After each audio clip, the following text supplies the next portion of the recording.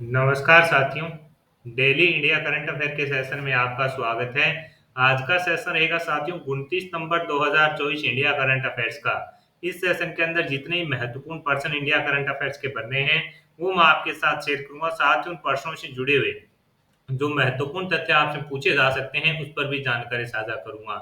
Video आपको पसंद आए तो इस सेशन को लाइक व शेयर जरूर कीजिएगा। साथियों, जो राजस्थान के साथी सीईटी का जो एग्जाम दे के आए हैं साथियों, उनसे कहूंगा मैं कि जो अपने 10 मिनट या 12 मिनट वाली जो इंडिया करंट अफेयर्स की क्लास होती है उससे लगभग क्वेश्चन है जो पूछे गए हैं। तो अब आपको साथियों ये डिसाइड खुद को करना होगा कि आप करंट अफेयर्स के पीछे 1.5 घंटे का समय देंगे या 10 या 12 मिनट का। लगभग 95% के आसपास क्वेश्चन है जो अपने इसे 10 मिनट वाली करंट अफेयर्स की क्लास से पूछे गए हैं। तो ये सब चीजें अब आप पर निर्भर करेगी कि आपको स्मार्ट स्टडी करनी है या बाकी की तरह है जो आपको करंट अफेयर्स के पीछे 1 या 1.5 घंटे का समय देना है। आज के दिन का पहला क्वेश्चन आपसे पूछा है कि हाल ही में किसने एशियाई सर्वोच्च लेखा परीक्षा संस्थाओं के संगठन की अध्यक्षता संभाली है। मोस्ट इंपोर्टेंट क्वेश्चन साथियों ये रहने वाला है। आपसे पूछा है कि हाल ही में किसने एशियाई सर्वोच्च लेखा परीक्षा संस्थाओं के संगठन की अध्यक्षता है जो संभाली है। तो आंसर हो जाएगा गिरीश चंद्र मुर्मू। इंपोर्टेंट रहेगा क्वेश्चन, सीधा का सीधा आपसे पूछा जाएगा। 25 नवंबर 2024 को भारत के सीएजी गिरीश चंद्र मुर्मू ने 2024 से लेकर 2027 की अवधि के लिए एशियाई सर्वोच्च लेखा परीक्षा संस्थानों के संगठन की अध्यक्षता संभाली है। 16वीं सभा का विस्तार 48 सदस्यीय सर्वोच्च लेखा परीक्षा संस्थानों तक हो गया है। तो मोस्ट इंपोर्टेंट सीधा का सीधा क्वेश्चन पूछेगा, बाकी चीजें आपसे नहीं पूछेगा। आपसे इतना पूछेगा कि हाल ही में किसने एशियाई सर्वोच्च लेखा परीक्षा संस्थाओं के संगठन की अध्यक्षता है जो संभाली है। तो आंसर हो जाएगा साथियों गिरीश चंद्र मुर्मू। इंपोर्टेंट रहेगा और ये भारत के सीएजी है। तो ये आपके लिए काफी इंपोर्टेंट क्वेश्चन है रहेगा। अगला क्वेश्चन साथियों आपसे पूछा है कि हाल ही में रोजगार के अवसर सृजन करने के लिए श्रम मंत्रालय ने किसके साथ समझौता किया है। ये भी क्वेश्चन इंपॉर्टेंट इसलिए साथियों जहां पर रोजगार की बात आती है तो वहां पर अगर कोई क्वेश्चन बनता है नई टेक्नोलॉजी या कोई नवाचार से संबंधित तो वो अपने लिए इंपॉर्टेंट हो जाता है। आपसे पूछा है कि हाल ही में रोजगार के अवसर सृजन करने के लिए श्रम मंत्रालय ने किसके साथ समझौता किया। तो आंसर हो जाएगा अमेजन। रोजगार के अवसर पैदा करने के लिए श्रम मंत्रालय ने अमेजन के साथ समझौता किया है। इस समझौते के तहत राष्ट्रीय कैरियर सेवा एनसीएस पोर्टल का इस्तेमाल करके देश के युवाओं के लिए रोजगार के अवसर बढ़ाए जाएंगे।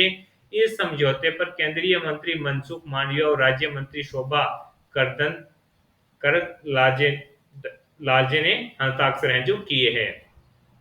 करत दलाजे ने हस्ताक्षर हैं जो किए हैं। तो इंपॉर्टेंट क्वेश्चन रहेगा कि भारत के अंदर रोजगार के नए अवसर सृजन करने के लिए श्रम मंत्रालय ने किसके साथ समझौता किया है। तो अमेजन के साथ इंपॉर्टेंट रहेगा। अगला क्वेश्चन साथियों आपसे पूछा गया है कि हाल ही के अंदर ग्लोबल एरोस्पेस समिट कहाँ हुआ है। तो आंसर हो जाएगा अबू धाबी के अंदर। अबू धाबी में वैश्विक एरोस्पेस शिखर सम्मेलन का 7वां संस्करण हुआ जो दुनिया की एरोस्पेस आपूर्ति श्रृंखला के लिए एक प्रमुख मंच है। 25 से 26 नवंबर को सेंट रिजत सादियात आइलैंड रिजोर्ट में आयोजित हुआ है। यह 2 दिवसीय कार्यक्रम उद्योग जगत के नेताओं, सरकारी अधिकारियों और शिक्षाविदों को एरोस्पेस, अंतरिक्ष और रक्षा क्षेत्र में स्थिरता, युवा जुड़ाव और नवाचार पर चर्चा करने के लिए एक साथ लाता है। तो इम्पोर्टेंट है कहां पर हुआ है, अबू धाबी के अंदर। और कब से कब हुआ, तो 25 और 26 नवंबर को। कितने दिवसीय था, 2 दिवसीय था। और इसके अंदर है जो साथियों अगर आपसे पूछे प्रॉपर कहा हुआ तो सेंट रिजर्ट सादियात आइलैंड रिजोर्ट के अंदर है जो साथियों इसका आयोजन है जो किया गया था। तो इम्पोर्टेंट रहेगा कि ग्लोबल एरोस्पेस समिट है जो कहाँ हुआ। तो इम्पोर्टेंट रहेगा, आपसे पूछा जा सकता है। इस प्रकार के जो क्वेश्चन होते हैं वो अपने आप में इम्पोर्टेंट है रहते हैं। हाल ही में नई दिल्ली उच्च न्यायालय का मुख्य न्यायाधीश किसे नियुक्त किया गया है। तो आंसर हो जाएगा मनमोहन को। कॉलेजियम ने नई दिल्ली कॉलेजियम ने दिल्ली हाईकोर्ट के कार्यवाहक मुख्य न्यायाधीश न्यायमूर्ति मनमोहन को यहाँ का मुख्य न्यायाधीश बनाया। यानी ये पहले साथियों यहाँ पर एक कार्यवाहक मुख्य न्यायाधीश के रूप में थे, लेकिन अब इनको है जो यहाँ का मुख्य न्यायाधीश बनाया गया है। वहीं दिल्ली उच्च न्यायालय के न्यायाधीश न्यायमूर्ति राजीव शकधर को हिमाचल प्रदेश उच्च न्यायालय के मुख्य न्यायाधीश के रूप में पदोन्नत किया गया है। ये दोनों चीजें इंपॉर्टेंट है। अगर कोई भी क्वेश्चन बने तो मेरा प्रयास यही है कि साथियों आपका क्वेश्चन है जो सही होना चाहिए। इंपॉर्टेंट रहेगा और सीधा का सीधा है जो आपसे पूछा जा सकता है। अगला क्वेश्चन साथियों आपसे पूछा गया है कि 7वें राष्ट्रीय पोषण माह में शीर्ष पर कौन सा राज्य रहा। ये क्वेश्चन इंपॉर्टेंट है, सीधा का सीधा आपसे पूछा जाएगा कि हाल ही के अंदर आयोजित 7वीं राष्ट्रीय पोषण माह में शीर्ष पर कौन सा राज्य रहा। तो महाराष्ट्र है जो साथियों इसके अंदर शीर्ष पर रहा। 7वीं राष्ट्रीय पोषण माह में महाराष्ट्र 1.80 करोड़ गतिविधियों के आयोजन के साथ है जो शीर्ष पर रहा। ये इतना ही याद रखना है आपको, ये कमेंट बॉक्स के अंदर मेरे को बताना है कि 7वां राष्ट्रीय पोषण माह है तो कब आयोजित किया गया था। तो आंसर ये आपको मेरे को कमेंट बॉक्स के अंदर देना है। आपसे पूछा है कि 7वें राष्ट्रीय पोषण माह में शीर्ष पर कौन सा राज्य रहा। तो आपका आंसर हो जाएगा भी महाराष्ट्र रहा। 1.80 करोड़ गतिविधियों के आयोजन के साथ है जो शीर्ष स्थान किसे मिला है। तो आपका आंसर होना चाहिए भी महाराष्ट्र को मिला है। इंपॉर्टेंट क्वेश्चन रहेगा। हाल ही के अंदर परम रुद्र सुपर कंप्यूटर किसने लॉन्च किया। तो आंसर हो जाएगा पीएम मोदी जी के द्वारा। ये क्वेश्चन कंफर्म आपसे आगामी प्रतियोगिता परीक्षा में साथियों पूछा जाएगा। आप इसको जरूर याद करके जाइएगा कि हाल ही के अंदर परम रुद्र सुपर कंप्यूटर किसने लॉन्च किया। पीएम नरेंद्र मोदी के द्वारा। प्रधानमंत्री नरेंद्र मोदी ने 26 सितंबर 2024 को 3 परम रुद्र सुपर कंप्यूटर लॉन्च किए। इन सुपर कंप्यूटरों को राष्ट्रीय सुपर कंप्यूटिंग मशीन के तहत विकसित किया गया है। इन्हें दिल्ली दिल्ली पुणे और कोलकाता में लगाया गया है। ये तीनों चीजें आपको याद रखनी है। इससे साथियों किसके द्वारा। आदरणीय प्रधानमंत्री नरेंद्र मोदी जी के द्वारा। कब लॉन्च किया गया। तो 26 सितंबर को लॉन्च किया गया है। ये भी तारीख भी याद रखिएगा। कई बार अगर एग्जामिनर क्वेश्चन घुमाएगा तो ये 26 सितंबर भी आपको पूछ सकता है साथियों। इसको है जो साथियों इन सुपर कंप्यूटरों को राष्ट्रीय सुपर कंप्यूटिंग मिशन के तहत है जो विकसित किया गया है। ये भी आपको याद रखना है। इन्हें पुणे दिल्ली और कोलकाता में लगाया गया है। ये भी आपको याद रखना है। इन्हें कहां पर है। तो दिल्ली पुणे और कोलकाता में लगाया गया है। तो मोस्ट इंपोर्टेंट मान के चलिएगा ये क्वेश्चन साथियों। आगामी प्रतियोगिता परीक्षा के लिए 2 नंबर देके जाने वाला क्वेश्चन है। भारतीय सेना, डीआरडीओ, मोदी और राष्ट्रपति साथियों और इसरो ये सब इंपॉर्टेंट होते हैं। और यहीं से सीईटी के अंदर भी है जो साथियों पूछे गए थे। मैंने कहा था कि पेरिस ओलंपिक के अंदर से क्वेश्चन बनेगा। वो साथियों राजस्थान के जो साथी हैं वो ये सेशन देख रहे हैं तो उन्हें पता होगा कि सीईटी के अंदर है जो साथियों पेरिस ओलंपिक के 1 या 2 क्वेश्चन है जो पूछे जा चुके हैं। अगला क्वेश्चन आपसे पूछा है कि हाल ही में इथेनॉल उत्पादन में भारत ने वैश्विक स्तर पर कौन से स्थान पर है। कि हाल ही में इथेनॉल उत्पादन में भारत वैश्विक स्तर पर कौन से स्थान पर है। तो भारत इसके अंदर साथियों तीसरे स्थान पर है। केंद्रीय मंत्री प्रहलाद जोशी, खाद्य व सार्वजनिक वितरण मंत्री प्रहलाद जोशी ने कहा कि भारत इथेनॉल का दुनिया का तीसरा सबसे बड़ा उत्पादक और उपभोक्ता बन गया है। दोनों इंपॉर्टेंट है, उत्पादक और उपभोक्ता है जो बन गया है। ये दोनों चीजें आपको इंपॉर्टेंट रहेगी। और ये जानकारी केंद्रीय मंत्री प्रहलाद जोशी जो खाद्य व सार्वजनिक वितरण मंत्री हैं उनके द्वारा है जो साथियों ये शेयर की गई है। तो अपने आप में इंपॉर्टेंट रहेगा। सीधा का सीधा क्वेश्चन बन सकता है कि भारत है जो इथेनॉल उत्पादन के अंदर वैश्विक स्तर पर है जो कौन से स्थान पर है। तो आपका आंसर हो जाएगा भी भारत इसके अंदर तीसरे स्थान पर है। ये आपको याद रखना है। हाल ही में किस मंत्रालय ने पर्यटन मित्र मित्र और पर्यटन दीदी पहल शुरू की है। ये भी इंपॉर्टेंट क्वेश्चन रहेगा आपके लिए।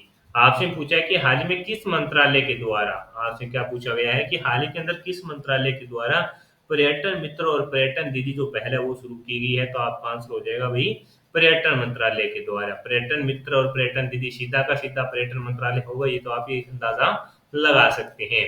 भारत सरकार के पर्यटन मंत्रालय ने 27 सितंबर को विश्व पर्यटन दिवस के अवसर पर पर्यटन मित्र और पर्यटन दीदी नाम से एक राष्ट्रीय जिम्मेदार पर्यटन पहल जो शुरू किए। यानी 27 सितंबर को साथियों जो विश्व पर्यटन दिवस था उसके ऊपर है जो भारत सरकार के पर्यटन मंत्रालय के द्वारा है जो साथियों इस पहल को शुरू किया गया। और इसके अंदर था क्या साथियों। इसके अंदर है कि जो पर्यटन के माध्यम से अगर नए रोजगार के अवसर सर्जन हो सके तो उन पर है जो कार्य करना इसका प्रमुख उद्देश्य है जो रहने वाला था। तो ये क्वेश्चन इंपॉर्टेंट रहेगा आपके लिए, पूछा जा सकता है कि किस मंत्रालय ने पर्यटन मित्र और पर्यटन दीदी पहल शुरू की। तो आंसर हो जाएगा पर्यटन मंत्रालय के द्वारा है जो शुरू किया गया था। कब 27 सितंबर को। ये भी थोड़ा याद रखिएगा। डायरेक्ट अगर आपको तारीख भी पूछे तो वो भी आपको याद रखनी है साथियों। आगे बात करेंगे साथियों अगले क्वेश्चन की। अगला क्वेश्चन आपसे पूछा गया है कि जापान के नए प्रधानमंत्री कौन बने हैं। तो साथियों शिगेरू इशिबा जापान के पूर्व रक्षा मंत्री। ये इंपॉर्टेंट है क्योंकि ये साथियों जापान के ये रक्षा मंत्री हैं जो रह चुके हैं और अब ये साथियों क्या बन चुके हैं प्रधानमंत्री। जापान के नए प्रधानमंत्री बने हैं शिगेरू इशिबा। जापान के पूर्व रक्षा मंत्री शिगेरू इशिबा देश के नए प्रधानमंत्री होंगे। देश की सत्तारूढ़ पार्टी ने इशिबा को अपना नेता है जो चुन लिया है। तो ये इंपॉर्टेंट है कि जापान के नए प्रधानमंत्री कौन बने हैं, तो आंसर आपका होना चाहिए और आपको ये क्वेश्चन याद होना चाहिए, इंपॉर्टेंट रहेगा। अगला क्वेश्चन आपसे पूछा है कि हाल ही के अंदर एक जो रिपोर्ट आई है वैश्विक नवाचार सूचकांक 2024, उसके अंदर है जो भारत है कौन से स्थान पर है, तो आंसर हो जाएगा 39वें स्थान पर है।